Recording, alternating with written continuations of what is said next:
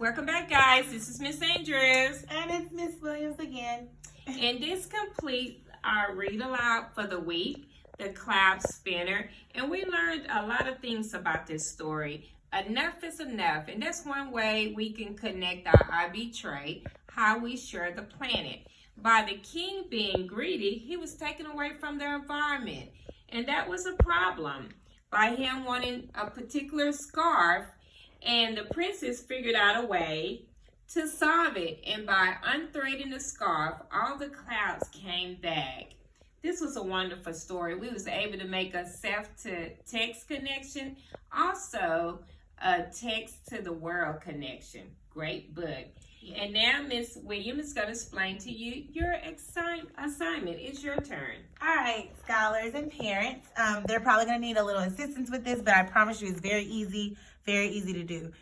So this is called a BME chart, and it stands for beginning, middle, and end. So what you're going to have your scholars do is you take a piece of paper. You can fold it in three. I didn't. I just drew some crooked lines, as you can see.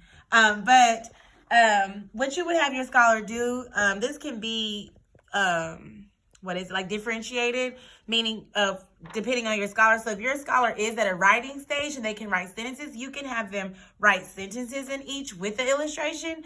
Or if your scholar is at a point where they're still just drawing then they understand the story and they can draw with the illustration, that's okay too. So I usually get the kids to draw a picture in each box. So the first box, they would draw what was going on in the beginning of the book.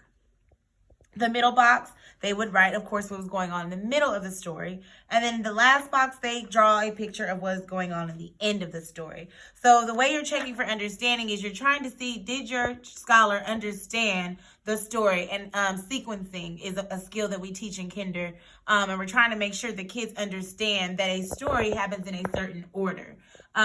So like I said, it's not hard. You're not looking for a big art picture. You're just trying to see, does their picture make sense with what the story was about?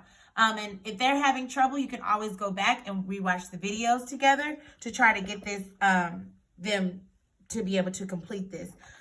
You don't have to do it all at once. If you need to get them to take a break, that's fine as well. And if they need a little assistance, please do help them. So this is their assignment we're asking for them to do on Friday for today. And if you want to, you can send this to your child's teacher completed. And maybe the teacher will give dojo points or something like that. But we will give them a little shout out maybe on our next read aloud next week for the responses that we received for this. So like I said, you don't need anything much. You need a pencil and a piece of paper. So this is what we're asking for kids to do for their assignment for Friday. Thank you so much for joining us this week. We'll see you next week with a new book. Thank you.